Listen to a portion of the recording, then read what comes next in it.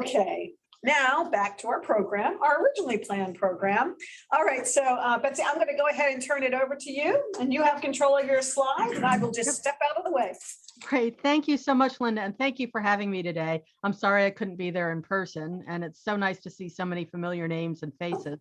I'm going to try to talk for about 45 minutes to leave time for questions and comments. May go a little bit shorter, but we'll see how it goes, and I'll try to stay within the assigned time. So today I'm going to give you a somewhat informal overview of Parker Hitt's career and a flavor for my biography of Hitt, with some extra focus on his cryptologic and other intelligence work. It's going to be sort of a little ramble through his life with a lot of pictures. Hitt was famous at his time, but largely unknown today. His name appeared in his newspapers for his deeds in the Philippines and World War I, yet history has largely forgotten him. So this is my favorite picture of Hitt, sitting on his porch at Fort Leavenworth when he was at the signal school there. And then in the background is a picture of his first cylinder cipher device from February 1912, and we'll look at that a little bit later. Hitt did not consider himself a cryptologist. He considered himself an infantry soldier. Even after his success as the chief signal officer of the First Army during the World War I, he made the decision to stay infantry rather than go to the Signal Corps. And cryptologic historians have tended to discount his role in early 20th century cryptology, apart from his manual for the solution of military ciphers, though David Kahn sang Hitt's praises in his book, The Codebreakers. No one has previously examined his entire career to understand his true contributions to cryptology. Let's see if the slide will change. There we go. How did I come to write about Hitt? Well, my first week on the job in the Center for Cryptologic History was in October 2007, and that was the week of the Cryptologic History Symposium. Dave Hatch gave a talk that mentioned Parker Hitt, and my first thought was to wonder if he was related to my husband, because my husband I do a lot of genealogy, and my husband has a Hitt line, and indeed my husband is Parker's fourth cousin twice removed. So I started researching Parker, looking in to see if I could find out where he was buried. I knew he lived later in his life in Front Royal, Virginia. I couldn't find him in the cemeteries there. And Tom Johnson, who I know all of you remember, lived near Front Royal, where the Hitts lived. And I asked him if he could poke around a little bit and see if he could figure out where they might be. So in late 2008 or early 2009, Tom connected me to the director of the Warren County Heritage Society, who had been asked about 5 years before that to help a family organize some papers that were in a trunk. Now, it turned out the Mormon and Mustaine families, the Mormons had been a young couple. He was a vet who bought some land from Mary Lou Hitt, Parker's daughter, in the 1970s, and they became friends of Mary Lou. And actually, Mary Lou never married, never had children, and their families were so close, Mary Lou left everything to them. As a matter of fact, the Mormons' daughter married a man named Kevin Mustaine, and they live in the Hitt's house today. So I was really lucky to be put in touch with them. They let me tour the house, have access to the trunk and other materials, and it was a gold mine. It was all the papers that David Kahn hadn't gotten from the Hitts when he visited in the 1960s. So I made 10 visits to Front Royal to examine the papers and scan them in the summer of 2009. So the clue to Hitt's importance to modern cryptology comes in this dedication that William Friedman wrote in Hitt's personal copy of the Shakespearean Ciphers Examined. Friedman says Hitt is the father of modern American military cryptology. In an early letter to Hitt, thanking him for a signed picture, Friedman said Hitt was the father of cryptanalysis in the American Army. So you see here the famous photo of the Friedmans at the time their book was released, and a photo of the inscription, and I've written out the inscription, part of the inscription there, so you can read it. As you all are aware, Friedman is, of course, one of the greatest American cryptologists of the 20th century. He's the man who led the Army Signal Intelligence Service to its breakthroughs against the Japanese cipher machines and the de facto grandfather of NSA. It's Friedman who's usually thought of as the father of American cryptology, military or otherwise. Now, William and Elizabeth Friedman, when tasked with teaching cipher work to military officers at Riverbank Laboratories in 1917 and 1918, used Hitt's Manual for the Solution of Military Ciphers as their course guide, keeping a chapter ahead of the students as they went ahead. So Hitt's work was very important to them. And Friedman's respect for Hit was so great that in late 1944, he expedited a job for Mary Lou Hit at Arlington Hall Station. We'll talk a little bit about that later.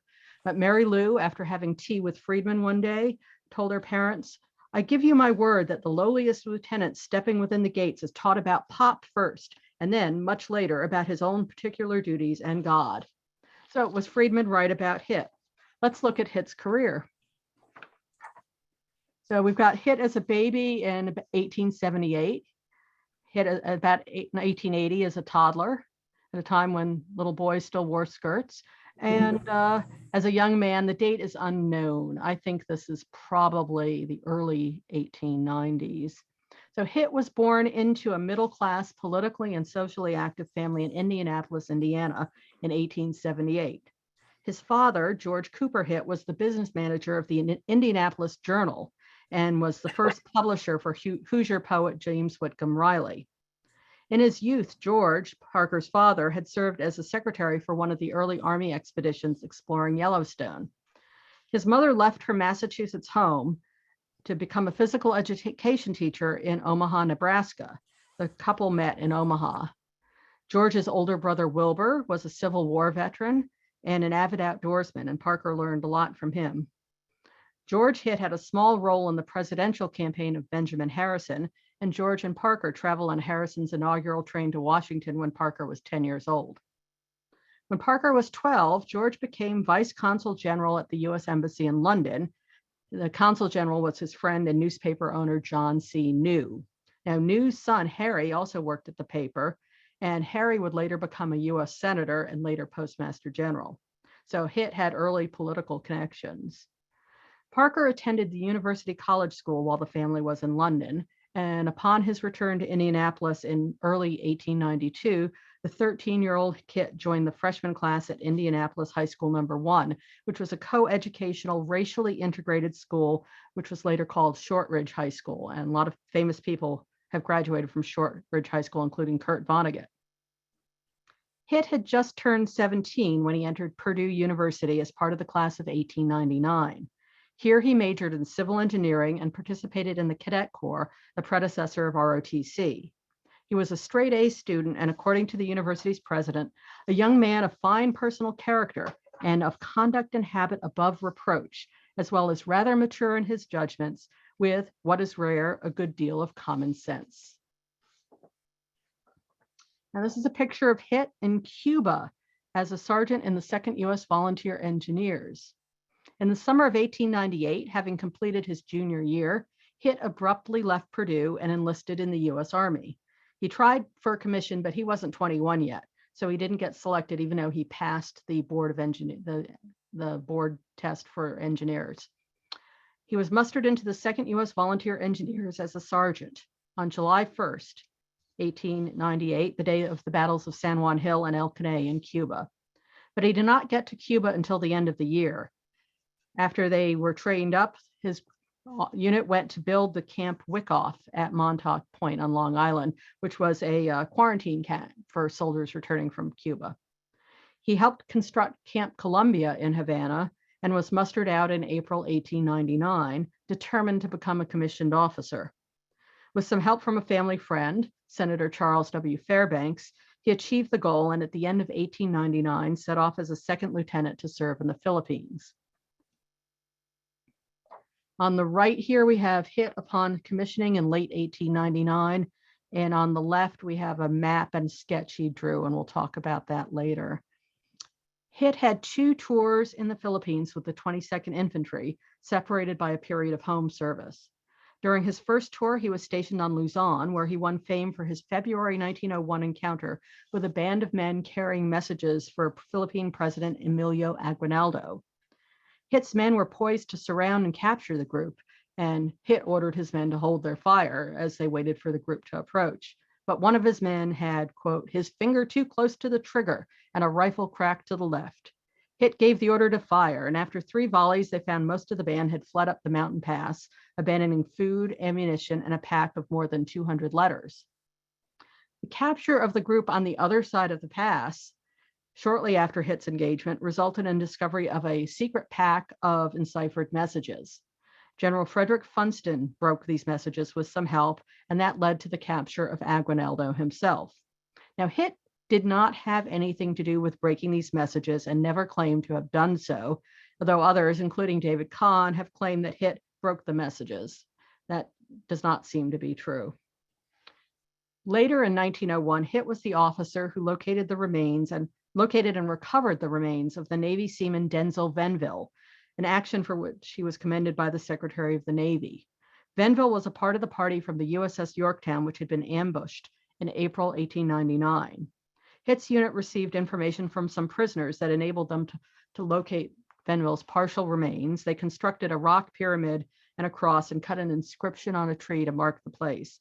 On the left is the sketch and the map Hitt prepared of the site where they found what was left of Venville's body. While he was on Luzon, there were several typhoons that destroyed his quarters and made conditions very difficult, and Hitt began to develop sciatica and rheumatism after these typhoons in late 1901. These ailments would bother him for the rest of his life, but did not impair his ability to serve. Hitt's second tour was on Mindanao. We're talking 1904 to 1906 here, where he received a Silver Star, granted much later when the Silver Star was developed, for gallantry for an attack on Moro forts on the Taraka River in April 1904. He vied with other junior officers to be the first to land while fearlessly exposing themselves to fire. The picture on the left was taken shortly after the engagement. I've highlighted Hitt in pale green so you can pick him out a little bit better there. This battle aggravated his hip and leg problems, and as a result, perhaps at his own instigation, he was put in charge of Army water transportation on Lake Lanao, an inland body of water in Mindanao, and gained a reputation as the Admiral of Lake Lanao. We see a little sketch here that he may have drawn. There's no attribution, and a little song that goes with the sketch. I once belonged to the infantry. I'm a sailor now on an inland sea, it starts. He helped raise the Spanish gunboats from the floor of Lake Lanao using his engineering abilities, and then captained the ships running a ferry service to the various American ports along the lake, and also transiting, bringing troops into battle and engaging in battle from the water. Now, after the Philippines, Hitt stayed with the 22nd Infantry. He spent time on the rifle range at Point Bonita, California, and it was here he began to learn about telephony, helping to run the telephone cables on the range. He briefly supervised a refugee camp after the April 1906 San Francisco earthquake, and then he attended the New School of Musketry at another location familiar to many of you, the Presidio of Monterey, where he developed expertise in all aspects of machine gun work. Now, this picture shows Hitt's behind that stream of steam coming out of the hose on the machine gun there. You can see him crouched down. He stayed at the school as an unofficial teaching assistant, and some of his range findings were used by Captain John Henry Machine Gun Parker in Parker's writings. He also invented this device, you see, to water cool machine guns. During the time he participated in the Army deployment to the mine strike at Goldfield, Nevada in 1907. Hitt then led a company at Fort Davis in Nome, Alaska. He brought radio equipment with him to Alaska and taught himself about radio, and spent time with the Signal Corps troops there and at the nearby station at Safety, Alaska. He began to dream of attending the signal school because he had dreams about aviation, and the Signal Corps controlled aviation in this period. Hitt is in the back row on the left side of the picture, the tall man. In 1910, 12 years into what was a fairly typical infantry career, Hitt moved with the 22nd to Fort Sam Houston, where his life would change. He transferred to the 10th Infantry because he had decided he wanted to get a spot in the School of the Line, now the Command and General Staff School at Fort Leavenworth. He participated in the Maneuver Division in the spring of 1911, including in a small, short aviation training session that was held there that was terminated when Kelly crashed and died. And he was finally promoted to captain. And while in San Antonio, he met and married Genevieve Young. He didn't get to the School of the Line, but instead was sent to the Signal School. Yep, wrong way. Let's talk about Genevieve for a few minutes. Left to right, that's Genevieve at about age 6. 2 undated photographs. The third photograph may be her wedding picture. And the last photograph is a fairly rare picture of Parker and Genevieve together in the early days at Fort Leavenworth. And she's pregnant with Mary Lou there. Genevieve Young was a doctor's daughter who was raised in San Antonio, Texas. She had always vowed never to marry an Army officer, but admitted, "I didn't know Parker Hitt then." The two met in the autumn of 1910, just before Hitt's transfers to the 10th Infantry became official, and with that, his move to Fort Benjamin Harrison in Indianapolis. When Parker returned to San Antonio in March 1911 to participate in the maneuver division, the newly promoted captain renewed his courtship in earnest. He proposed in May, and the two married quietly in July. "You must not expect too much of me," Genevieve wrote to her future mother-in-law, saying she was just an ordinary girl. In fact, she noted Parker had made a mistake loving a Southern girl, for they are such a lazy bunch and awfully poor housekeepers, but we can love our men even if we can't make them comfortable. After a honeymoon in Hot Springs, Arkansas, and a visit to the Hitts family in Indiana, the newlyweds arrived at Fort Leavenworth in August 1911. But Genevieve had a good secondary education and an aptitude for bridge, which, as we all know, is something that cryptologists tend to have, and seems to have enjoyed learning about codes and ciphers that Hitt was studying at the school. By 1916, she was assisting with cryptanalytic problems that were sent to Parker from Washington. She rather underrated her own work, but when Parker went to Washington en route to France in 1917, it was Genevieve, with their daughter Mary Lou, who traveled to Riverbank Laboratory to instruct the staff, including William and Elizabeth Friedman, in the use of Hitt's sliding strip device and to discuss the manual. She offered her services to Ralph Van Diemen, the head of the Military Intelligence Division, who said he'd keep her in mind, and then she went to live in San Antonio for the duration of the war. By August 1917, the Southern Department of the Army was routinely sending Genevieve intercepted messages to solve. This was on an unpaid basis. In April 1918, they hired her for the intelligence office to be their code clerk. While the job primarily involved coding and decoding official messages, she continued to break messages that were intercepted by radio or postal censorship. In May 1918, she was sent TDY to visit MI8 in Washington, where she had discussions with Herbert O. Yardley and Dr. Edith Rickert. Now, Genevieve resigned her job after the armistice in 1918 and never worked in cryptology again. But when the Hitts lived in Washington in 1920, she briefly worked as a document indexer for J. Edgar Hoover in the Bureau of Investigation, the predecessor of the FBI. But she left that job shortly afterwards when Parker's promotion became official. He was promoted back to colonel. In July 1940, she offered her services to the FBI, who made the decision that she would not be of any material assistance in any emergency situation and did not act on her application. Despite her short time in the world of work, her death certificate lists her occupation as retired code and cipher expert. That, of course, was Parker's doing. So back at the Signal School, September 1911 to June 1915 was a period of great productivity and inventiveness for Hitt, who was first a student at the school and then an instructor, and sometimes served as a temporary director of the school at Fort Leavenworth. He invented both cylinder and strip cipher devices, built a portable telephone switchboard, which would be used during World War I, and spent several stints on the Mexican border. He was also identified as an Army cipher expert, a quote, shark on ciphers. Washington sent him Mexican messages to break, and Genevieve worked on these messages with him, becoming the first woman to break ciphers for the US government, albeit on an unpaid basis.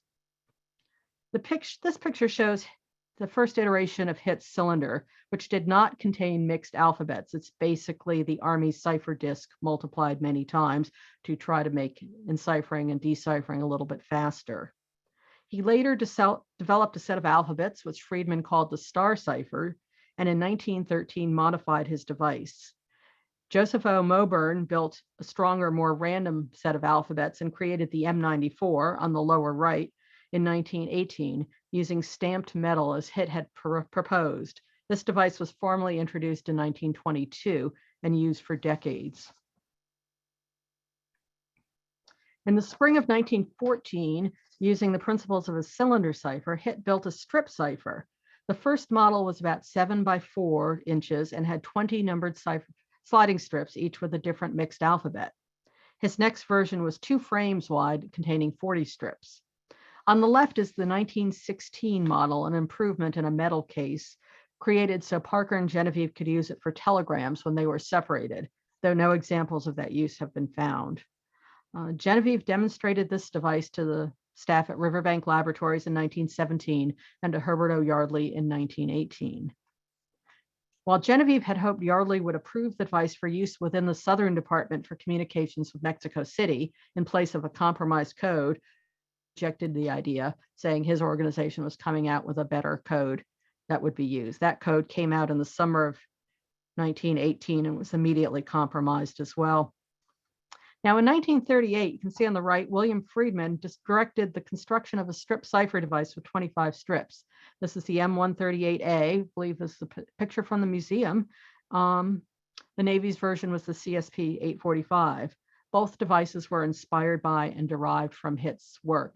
And when Friedman later was writing a history of strip cipher devices, he engaged in correspondence with Hitt to get his memory of the cylinders and the strips that he had first invented. And this is the camp switchboard designed by Hitt when he was a student at the school, and it was used during World War I. It's a 40-line telephone switchboard that can be packed up as a suitcase. He also invented many other things. His inventiveness is not confined to cipher devices, including battery testing devices, improvements to the 1912 service buzzer, adapting a formula related to signal propagation to be in an easy to use chart so you didn't have to figure out the math, improving signal lanterns, and probably many other things that were not mentioned in the files. Hitt kept an idea book for the students to consult of things he wanted tested and ideas for projects. And I've never found that idea book. So I think that would have a lot of other things that he was working on.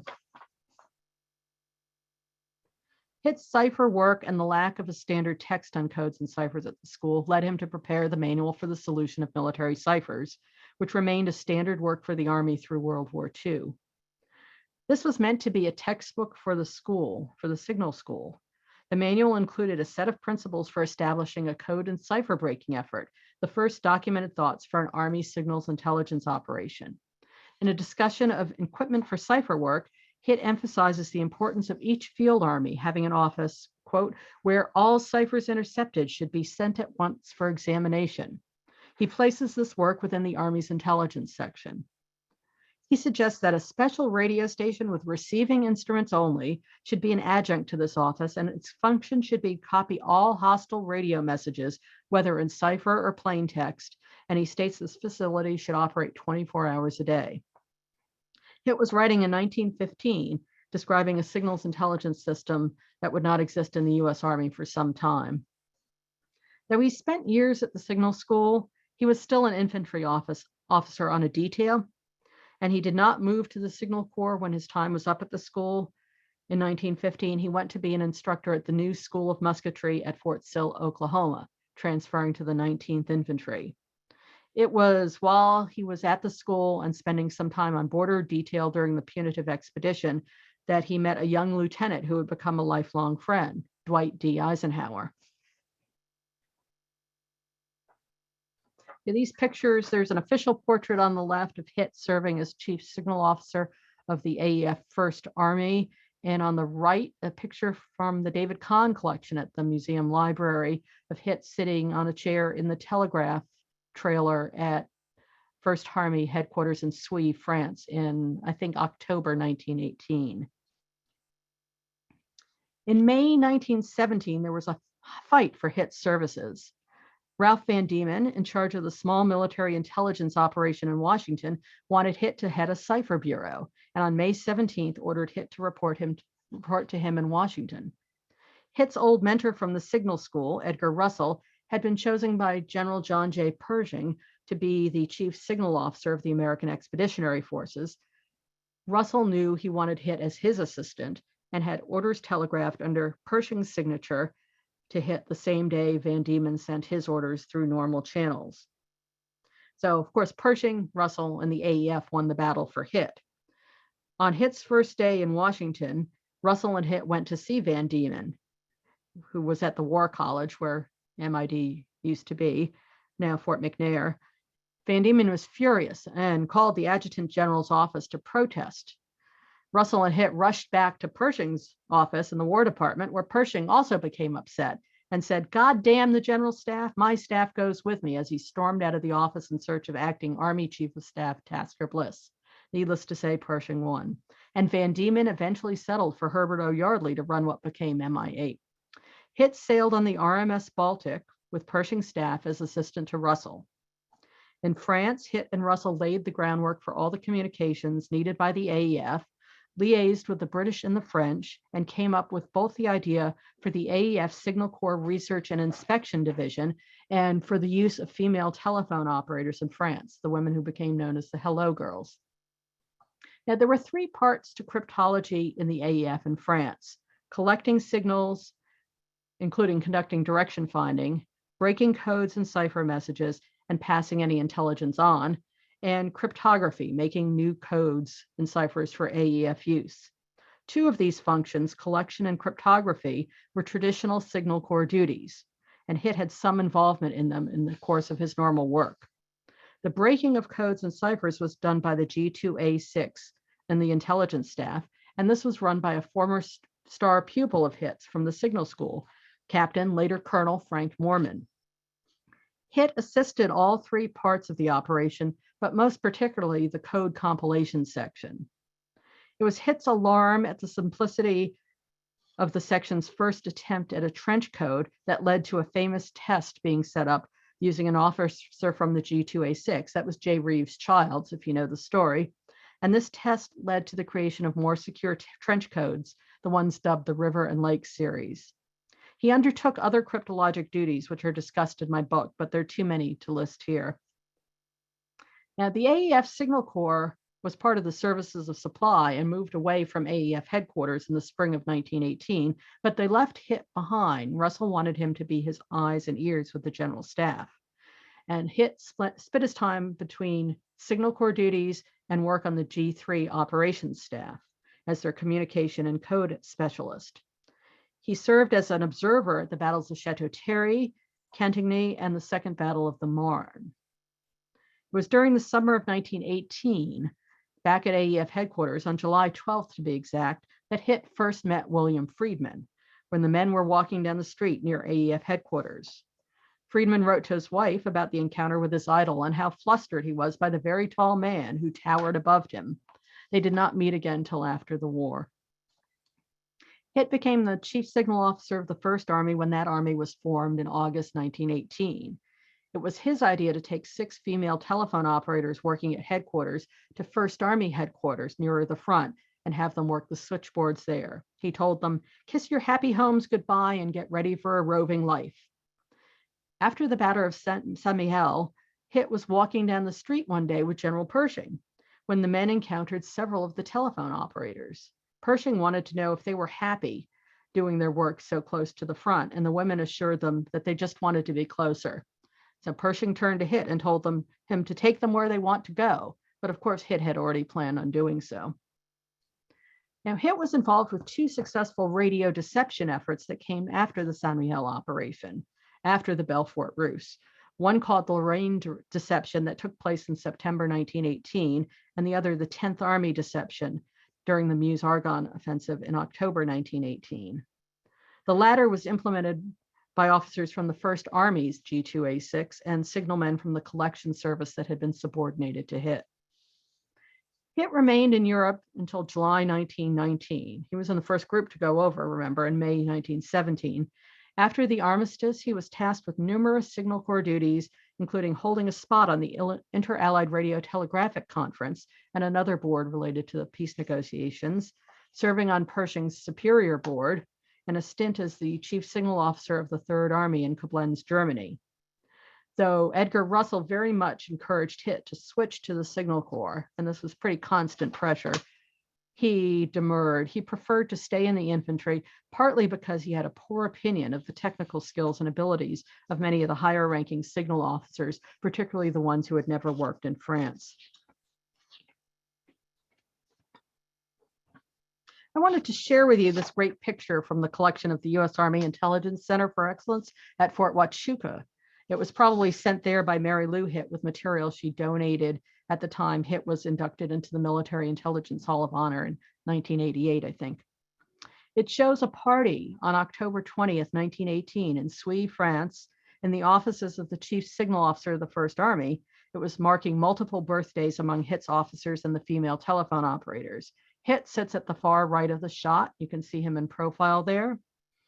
He supplied the signal flag decorations, and his men constructed the dome light, decorated with flags and celery leaves and small US and French flags. Great pains were taken to make it a festive occasion, and food was brought from Paris, and a chef was I guess, borrowed from a French aviation camp to help prepare the food. There were menu cards with little verses specific to each person, and the woman on the right front is reading her menu card. I know it looks like she's looking at her phone, but this is October 1918. And they ate roast goose with stuffing and mushroom sauce and cauliflower, roast potatoes, lobster salad, caviar, fresh fruit, which was a change from the usual dried fruit, celery, nuts, cheese, and cakes. And it looked like they had a very good time. It's just a great atmospheric picture. I love it because it was a dreary, rainy day that day, and there's a short pause in the combat operations, and everybody's trying to have a good time. Now, this party is described in several of the diaries of the telephone operators, and I was able to share it with Elizabeth Cobbs while she was writing her book, The Hello Girls, and it was great to be able to link up a photo with people writing about the actual event being photographed a century later. So the picture is a view of Lower Manhattan taken from Governor's Island in New York Harbor. After the war, when he got back in summer of 1919, Hitt became an instructor at the Army War College in Washington. And then at the end of January 1921, he began what is the most troublesome and controversial portion of his career. In his first assignment as a general staff officer, he became Assistant Chief of Staff for Military Intelligence, essentially the G2, in the 2nd Corps Area Headquarters on Governor's Island. Now, after the war, the United States was beset by unrest and perceived threats from labor activists, Bolsheviks, and African Americans. The year 1919 was marked by race riots, strikes, and bombings. In September 1920, an explosion on Wall Street, which you can almost see from this picture, in front of the headquarters of J.P. Morgan, was said to be the work of anti-capitalists, and it killed 30 and injured 300. So duties for military intelligence officers in core areas were poorly defined, and the relationship between these officers and the Military Intelligence Division, MID, in Washington was also unclear, creating an unfortunate situation for all involved. They were using methods not designed for peacetime, and they became and remain controversial. So their mission was to surveil not just foreign interests, but also those domestic organizations suspected of receiving support from hostile powers or threatening the stability of the US government. The MID began targeting minorities, American minorities, Soviet Russia, the ongoing Russian Civil War, and the Communist Internationale were considered a threat to the nation, and many American Jews belonged to domestic factions associated with the Internationale, and were therefore targeted by these investigations. Organizations campaigning for civil rights for African Americans were targets. They were perceived as domestic threats, and so many leaders of these movements were targeted.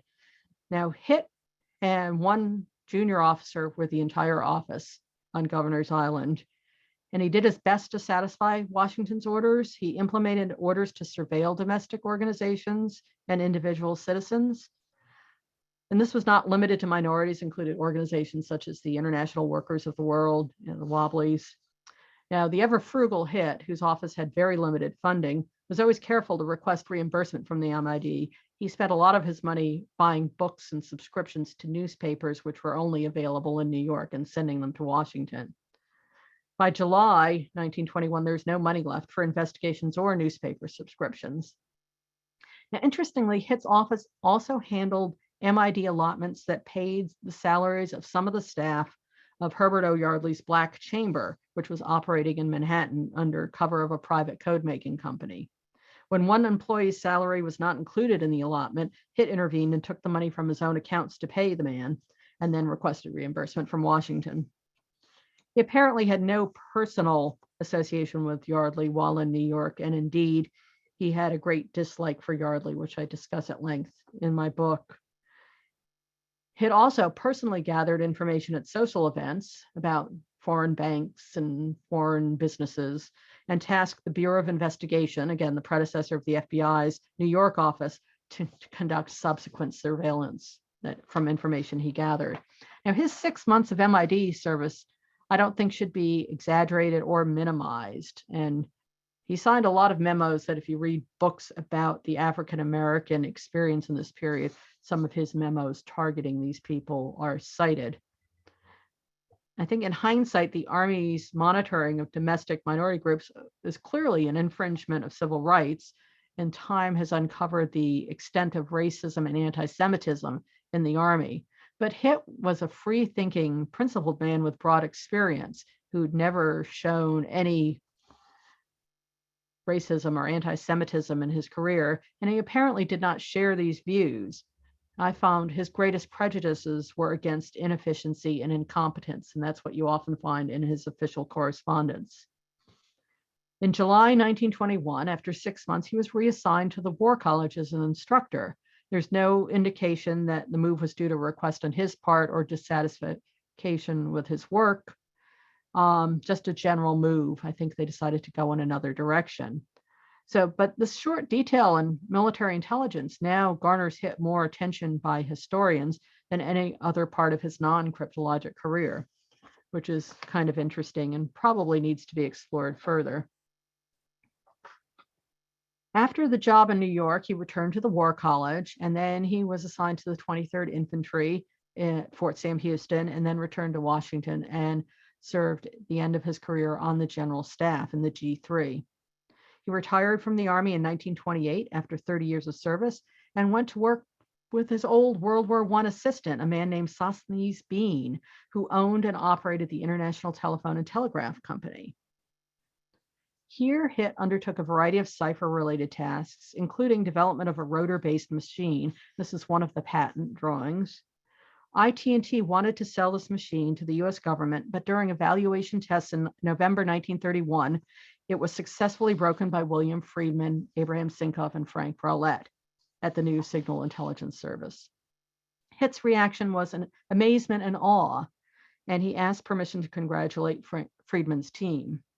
Frank Rowlett wrote, "When we had assembled, Colonel Hitt made a short and somewhat formal speech of congratulations, in which he stated that while he was disappointed that his invention did not offer the high degree of security that he had expected of it, he was personally gratified to learn that the War Department had developed a cryptanalytic capability powerful enough to solve in such a short time a cipher machine that he had considered to be impregnable." Rowlett continued, "Hitt must have felt great disappointment at having his invention prove to be unsatisfactory in such a short time, but he never let it show for an instant." And interestingly, the plans for this machine were shared with the German subsidiary of IT&T, which was the Lawrence Company.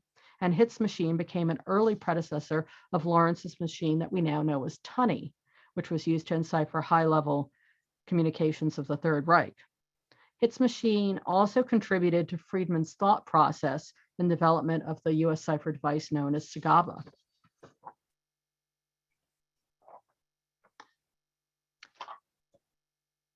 On the left, we have Hitt as CSO of the 5th Corps area in 1940. Genevieve, Mary Lou, and Parker are on the right in the 1950s at their home in Front Royal. And in the center, we have Parker relaxing at home with a drink and a cigarette, date unknown. A health crisis in early 1932, combined with financial troubles during the Depression at IT&T, left Hitt retired again. He could not find permanent work, but engaged in a variety of activities, including working with the young organization, the American Cryptogram Association, writing, and other hobbies. In September 1939, he requested a return to active duty in the Army, And in the fall of 1940, he was assigned as Chief Signal Officer of the 5th Corps area at Fort Hays in Columbus, Ohio. In autumn of 1943, Hitt was 65, a year older than the Army retirement age, and retired again. His story was not yet over, but I'm running out of time and I want you to read the book. Mary Lou went to work at Arlington Hall Station as a code girl in 1944. Hitt attended the inauguration of his old friend Eisenhower in 1953. He maintained a regular correspondence with Friedman. Genevieve died in 1963, just before David Kahn began visiting Hitt to gather material for a book he was writing. And then in February 1971, the 92-year-old fell and broke his hip. He died in the hospital on March 2nd, 1971, with Mary Lou by his bedside. Let's talk about Mary Lou a little bit. Mary Louise Hitt was always called Mary Lou. She was born on August 12th, 1912 in San Antonio, Texas. Genevieve had gone home to give birth under the supervision of her father, a doctor with an obstetrics practice. Parker took leave from his teaching duties to be there and suggested that her cradle be put in a study where he could rock her while listening to his radio set while Genevieve slept. The picture on the upper right shows Parker and Mary Lou. Mary Lou is wearing a headset to listen to the radio. It was not of a good enough quality to put in the book, but it's a great picture. Mary Lou called her parents Parker, and Gigi, which was Genevieve's nickname rather than father and mother, and had a rather freewheeling childhood. She was devoted to her parents and lived with them until their deaths. On the lower left, there's a picture of 6-year-old Mary Lou on a Harley Davidson at Fort Sam Houston in December 1918. If you look really closely, you see there's a doll stuck in the handlebars.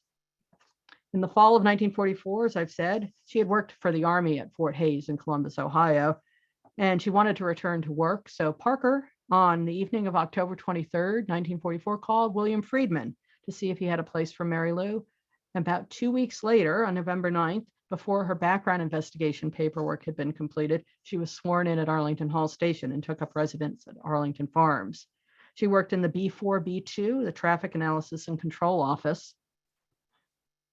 And Friedman summoned her to tea a month later and showed her Parker's original sliding strip device, discussed his Voynich manuscript study group, which Mary Lou attended a couple of study group meetings but didn't really stick with it, and gossiped about Herbert O. Yardley. And Mary Lou received the highest possible ratings, of course. She did not stay on after the surrender of Japan and went home to look after Genevieve, who was ill. Later, she helped organize some of Parker's papers to send to David Kahn, now in the library of the museum, and kept up a correspondence with Louis Crew, some of which is in the library as well, and worked to preserve her parents' legacy. She died in 1997. So was Friedman correct in his assessment of Hitt? Friedman first learned of Hitt when he read Hitt's manual. He used the book to train officers he was teaching, and he had hoped to meet Hitt in 1917, but instead met with Genevieve because Hitt was going to France. Friedman and Hitt met in Chaumont, France in the summer of 19, when Friedman was a newly arrived second lieutenant, and Hitt was the lieutenant colonel on the verge of becoming chief signal officer of the First Army. Friedman hero worshipped Hitt and looked for every opportunity to seek his opinion and advice. Friedman witnessed, albeit at a slight distance and sometimes secondhand, the influence Hitt had on the 3 parts of the American Expeditionary Force's Cryptologic organization. At the time, the men running these organizations did not realize they were devising the principles of a future American cryptologic system. Many collection and analytic principles developed for AEF organizations can be seen in later American cryptologic work. Friedman came to the war late and left late, so he was responsible for gathering up and helping pack up the G2A6 papers. He spent years cultivating the memory of the work done, the radio intelligence system in the American Expeditionary Forces, and he used the organization of how they'd done the work and the lessons learned there when he set up the Signal Intelligence Service in 1930. The Army organization, as you all know, later became the Signal Security Agency and then merged into the Armed Forces Security Agency and later NSA, direct predecessor of NSA. So Hitt, while rarely directly involved in most aspects of World War I cryptology, nevertheless heavily influenced and guided the work And this is what Friedman remembered and commemorates in his 1957 inscription. And who are we to quarrel with Friedman's assessment? I think I have a few minutes. At the end of the book, I give my take on all the things Parker Hitt did. And I'm just going to read that to you. It'll just take a few minutes. Parker Hitt was a man of many talents. He could shoot, hunt, and clean his kill, ride a bicycle and a horse, climb a tower, conduct a survey, draw a map, play the banjo and baseball, dance, fish, drive a car and a dog sled, send Morse code, construct a code, build a telephone switchboard and a rifle target, modify a machine gun, fix a boiler, repair a lawnmower and a sewing machine, replace a marine engine, pilot a boat, write a book, play bridge, engineer a bridge, improve a signal lantern, drill troops, fight a battle, erect telephone poles, string telephone wire, fly a Wright plane, give a speech, teach a class, operate a radio, invent a Cipher device, care for dogs, make architectural drawings, design a building, develop a war plan, kill an adversary, recover a body, plan a funeral, raise a gunboat, put up a tent, set up a machine gun, cook a meal, make ice cream, ice skate, solve a cipher, dig a garden, comfort a child, and complain to higher authorities. He survived disease, typhoons, 2 train wrecks, a fall from a horse, combat, and a serious health crisis in middle age. He was a good correspondent, a voracious reader, a talented artist, a caring son, a loving spouse, a tolerant parent, and an advocate for women in the workplace. Hitt was frugal and cranky, courteous and gallant. He was devoted to the army and patriotic, and he cut a fine figure in his dress blues. He knew 2 presidents, 2 senators, innumerable other elected officials, and a poet. He respected others for the work they did and earned the loyalty of those who served with him. People were glad to know him. He had a straightforward view of the world as something to be mastered. He was ingenious. Hitt led his own life unencumbered by expectations, and he wanted others to do the same. He was not one for hero worship and desired no tribute or monument. From Indianapolis to Front Royal, he followed his instincts and lived a life of usefulness, great accomplishment, and modest comfort. Hitt enjoyed life, for as the card Genevieve gave him in 1933 jokingly reminded him, he would be a long time dead. So thank you. I will stop sharing my screen. And if you have any questions, I have a fairly rudimentary website, parkerhitt.com. Also, some of my other work is on betsyrohalysmoot.com. Thank you.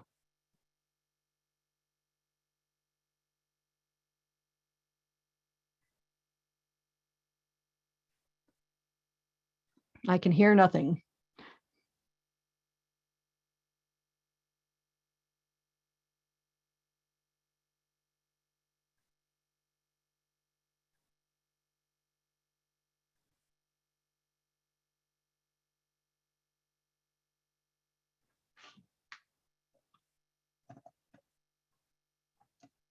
I can't hear anything. Go ahead. Go ahead. That's I'm good. sorry. I didn't realize that they muted me. I'm sorry.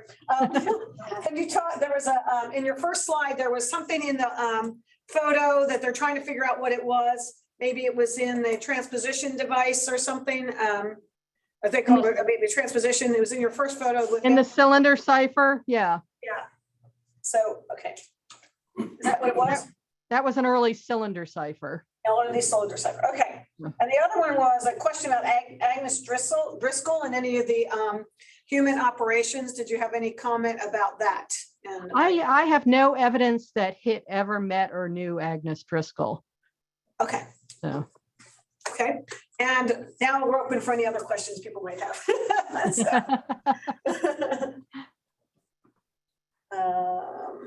anybody else in here? Okay. Well, thank you very much, Betsy. That was great. Oh, great. I'm sorry I went a little bit over. Thank you. Christine, can you put it back to share screen? Oh, I see a question from Admiral McConnell. Oh, there. Okay. The operation of the M138, you would line up one line to be your key, I believe, and then another line would be the enciphering operation. So you'd have you line up your message in one window and then pick a line to draw from in the operation. I'm pretty sure somebody at the museum can pull it out and demonstrate it, but it's just a very simple, you compose your message, you line up the letters of your message just like you would on the cylinder cipher, and then you pick another line to use as the answer. So Anything else? Just lots of great presentation.